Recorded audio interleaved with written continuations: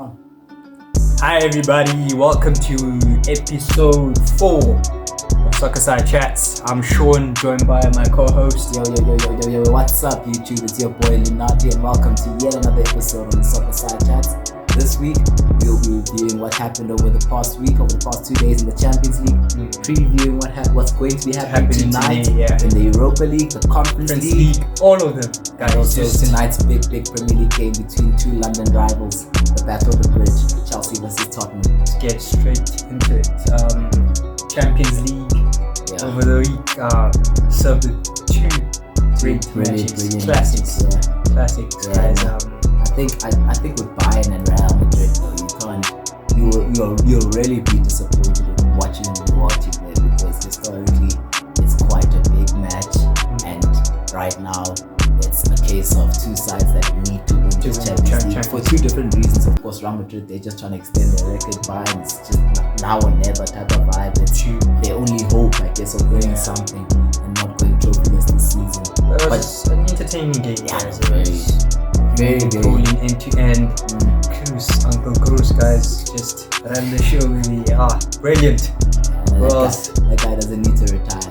Him and also Conrad Lima actually surprised in his performance. He was everywhere. Vinicius Junior, we all know his qualities. Musiala, serious baller, man. They made those two fullbacks look like amateur footballers. Madrid fullbacks. They're from the schoolyard now. They whack. They do. But what do you guys think? Do you guys think that do you guys think that Real Madrid will get the job done at the Santiago Bernabeu, or do you guys think that Bayern will rock up and get a result that side just to make sure that they go to Wembley? Let us know in the comments. Okay, before we move on to the next game, I personally think that game is going to go to penalties. You think? Yeah, I just think those two sides are quite evenly matched. If I could say that. I just think that Bayern will play on the counter in the second leg. Yeah, no, they have to. Real will open up. Real, it's a Real now. Come on, it's a Bernabeu. You know the main thing. But yeah, the second game, bro, yesterday, Sancho playing like prime Neymar. Like, what the hell, man? That's Jadon Sancho. That's the was cooking. Listen, me personally, man, and obviously we're just having a free conversation, we're just talking about it, man. That boy, I've always rated him. Since I first saw him at Dortmund, he's always telling me about that Sancho at school. Like, even if you check his phone, like, he has so many videos on it. My wallpaper is Jadon Sancho, bro. So you must know that. Even though I'm fanboying about this gent, this gent is a baller. That's true. Man's is like reached another level here. So exactly. I just feel like it's an environment thingy with him and confidence issue, right? Yeah, I think so as well. But do you think now that Dortmund have an advantage there at home, taking it away to Paris, do you think they'll actually get the job done and get to the final? Yeah, they can. But I think that they missed a lot of chances in that game. Maybe 2, 3, 4, no. Look at Nicholas Fulkirk. That's a good striker, man. Fantastic striker. I was watching with the Euros. Old, like, traditional heritage type of striker, man. But yeah, I just hope for them because watching the game, they missed a lot of chances. I think that hopefully it doesn't come back to them. Because you know PSG, they have the quality. And they almost hit the bar like 3 or 2 times. 3 or 4 times. I remember Hakimi and both of them. At the same time, but I'm like, how is the ball not in the net? But let us know, guys. Do you guys think we're gonna have an all-German final at Wembley again, like 11 years ago? That's gonna be. Or do you guys think Real Madrid will go ahead and win number 15? Let us know, Just let us know in the comments there, and let's move on to these games. Yeah, let's start with Europa League, before anything. Europa League, it's Roma, Leverkusen, Marseille, Atalanta. Most of the big guns are pretty out, you know? Yeah. Liverpool came out in the last round.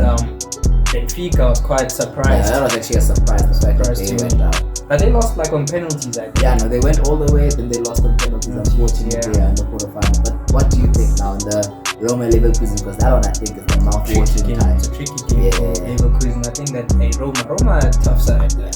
That stadium there, that's what I'm saying. Especially since Daniele De Rossi has stepped in. There's how many games have they lost? I think like 1 or 2 from the mistaken. I'll have to double check with you, but I think it is 2. Exactly. And also Leverkusen trying to preserve their unbeaten record. Exactly. How many games now, man? It's remarkable. And even last weekend. I think there's only one club. Let me check now for you. But I think there's only one club in football history that's gone an entire season unbeaten in all competitions, and I think it's a Portuguese side. Let me check for you. But Leverkusen are on course to becoming the second side, I think, in history to do that. And in England, in over European the weekend, bro. Like that big game was basically lost. Yeah. Against Stuttgart, but they actually made sure that now we keeping this, this record alive. You know what I mean? But we'll see today, bro. We'll see. And then obviously we still have Aston Villa still in the Conference League. We forgot about another English team. Yeah, that's the only English team we have left now because us we follow Premier League. So what do you guys think? Do you guys think that Aston Villa can go all the way and win the Conference League, considering the fact that they still have to worry about qualifying for top 4, I think for Champions League, making sure they get top 4? Top 4, yeah. But let us know what you guys think. I'm just trying to check for you guys now. The only European team that has actually gone the entire season unbeaten. Yeah. Okay, so I think I found it. I was right. It is a Portuguese team. It is the longest unbeaten, and I'm not sure if it's the whole season. But between the years of 1963 to 1965, the Benfica side that was led by Eusebio. So if you know ball, you know the guy I'm talking about. Eusebio, Portuguese legend. Yeah, he was part of that team. He was the main striker for Benfica during that period. I think they won a couple of European Cups as well at the time. So yeah, they went 48 games unbeaten. Bayer Leverkusen currently are 45 games unbeaten. So they went 48. They're now 45 games. Yeah, so they are almost there. Just 3 games. Leverkusen just do it for 5 more games. Okay? I'm actually backing them now. Exactly, bro. We just want them to Xabi Alonso, if you're watching this, you must just know that you have a fan in both of us. Exactly, just man. do this job. Do it for us, man. Make history, bro. Get 50. You know what I mean? Get 50, yeah, bro. And now looking for an onwards Premier League tonight. Big London derby, Chelsea, Tottenham. What are your thoughts? Crucial for Europe, for both sides. Yeah. So my thoughts there, I just think which club needs it more? I think both actually, but Chelsea, they need Europe. You can't go 2 seasons now without Europe. Yeah, no, I think Chelsea needs this game a bit more. Yeah, no, I think as well when you think about it now. Yeah.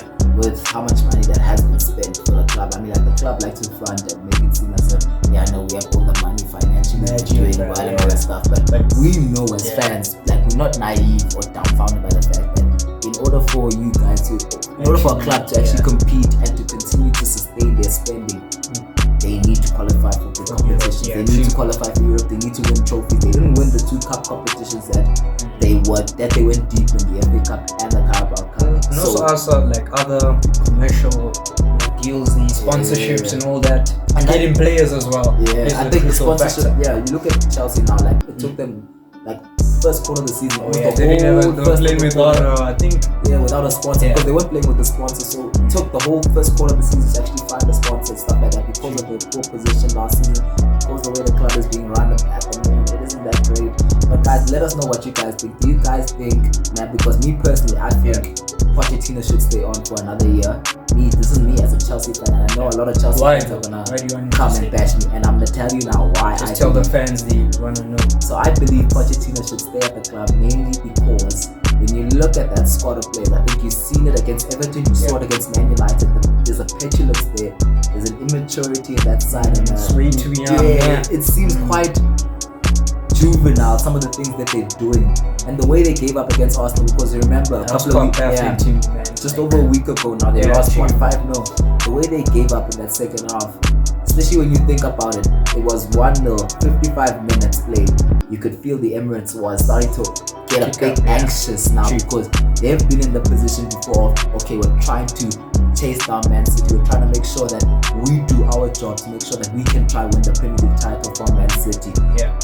You could feel that anxious energy in the stadium for them, especially in that first half. Like they actually created chances in that game. Exactly. So my point is with these players, you look at them. Jackson has missed a lot of chances as well. You look at Enzo, Mudryk. Mudryk is the type of player that looks like he plays with a lot of confidence. He doesn't have confidence. He's swag. Madueke is quite immature. At times he looks like he's playing for himself. Petulant as well. It's quite petulant as well. You look at players like Caicedo. I think Caicedo just needs time because they have like the right players around him. And the right players around him as well. Players that can complement him. Gallagher's putting his heart out, but do you see a leader there? As well, man. Yeah. Sorry. Give me a second there. Alright, cool. sorry about that, guys. I just had to quickly step out for a second. Yeah, but looking at that Chelsea squad, you look at Gallagher. Gallagher seems to complement Enzo Moises Caicedo quite well. You look at the centre backs, Badia Shield. You remember his performance against Aston Villa over the weekend. As much as it wasn't great, it looked better than the Arsenal performance. He didn't look as nervous. So it does look like there's a lot of petulance, there's a lot of naivety, immaturity in the squad that I feel like they're gonna have to make hard decisions over this over this summer period. Yeah, for us it's winter, but for them it's summer. Yeah, it's the same thing. But the point is, during that period, I feel like there has to be a lot of hard decisions that have to be made. I feel like Pochettino has to stay. And so he can assess the squad actually. Yeah, because I feel like with him, he seems to create that loving environment in that club where like it's the point now where the players are literally gonna turn on the board if they decide to get rid of Pochettino. And also to add on what you just said right now, that's the same reason like I want to stay. Because bringing in a new manager, he gives everyone a chance. You see, because now maybe like old squads actually needs a massive clear out. Like club as well, United, we need to take decisions this week. And now before we go on and talk about Liverpool getting off honest loss and all that, let's quickly preview the weekend. 2 minutes preview. 2 minutes game. Yeah. The fixtures. Let's quickly check the fixtures for you. But I think there's a couple of mouth-watering fixtures to look forward to this weekend. Obviously, especially now towards the business end of the season. Now everything to play for actually. So now we it's not really a relegation 3-pointer because Everton are mathematically safe, but Everton travel away to Kenilworth Road to play Luton. That's a big game for Luton. If they can get a result there, that will really help them. But I actually think that Luton, I don't know. Do you think they're in that game tomorrow? If they come up with enough fight, I back them to win. Actually, I think Luton, what's actually killed them recently has been the injuries. Really. So many injuries, man, especially for a squad as thin as Luton. It's obviously going to have a detrimental effect to how they shape and how they play as well. So Saturday seems quite. I don't want to say tame, but then like there's decent fixtures just to watch. Early kickoff on Saturday. Arsenal play Bournemouth. We expect Arsenal to win. I don't think anyone expects anything else but an Arsenal win. And then we have a West London derby between Brentford and Fulham. It's just a mid-table clash. Yeah, mid-table clash. I personally, come on. Then we have Burnley Newcastle. Big game for Newcastle, who are still chasing Europe. They're trying to see if they can Burnley get some sort of still have a chance, Yeah, Burnley still have a chance to survive. Played well last week at Old Trafford, by the way. Exactly. Unbeaten in how many games? I think 8 games now. Yeah. So they're going on a bit of a run right now, and I think it's very good now, especially as they reach the business end of the season. It's all about survival, it's all about points. So yeah, I agree. Then you have Sheffield automatically out now. Relegated actually. Unfortunately for them, but that's football, I guess. Hopefully we'll see them again in the next couple of years. Nottingham Forest, big game for them. Now that I think Sheffield. It's a final for them. It's basically a final for them. They need to win that game. Yeah. And then late kickoff, we have obviously the champions being at home against Wolves. Tricky. I think it's a tricky game for them because in the past they struggled. I get your point, but I just think City are just so good. And at home as well, exactly. Especially at this point at home, you can't say anything but a City. Just sit to win. And then obviously Sunday we have Brighton, Aston Villa. Brighton are going on a bit of a slump at the moment. But remember, Aston Villa would have played a game on Thursday, so fatigue might kick into this game. Definitely. And right now, I probably would I'm so vexed right now. I'm looking at this fixture right now. Both Chelsea and Tottenham are playing on Sunday. Again? Yeah, Thursday, Sunday. So you guys are playing West Ham on so Sunday. We play West Ham. London, another London derby. And it's a big one because West Ham are above us, albeit we have a couple of games in hand over them. So you win today, you beat West Ham on Sunday. Yeah, they're quite clear above them now. Then our fight is between Manchester United and Newcastle United. So and then obviously the big game of the weekend, Liverpool Spurs. Liverpool look like they're out of the race for title. Spurs look like just having a brawl. What did you think about that actually?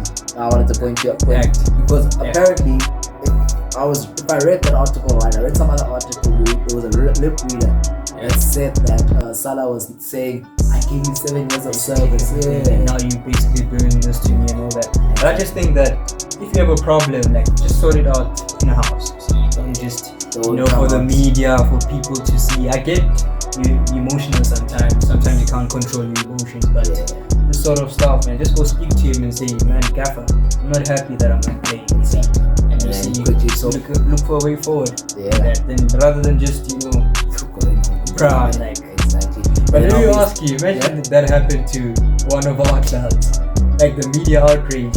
Especially Man United, because Man United is the biggest club in the world, bar Real Madrid and Barcelona. Alright, and now looking forward to one more game, Monday night fixture.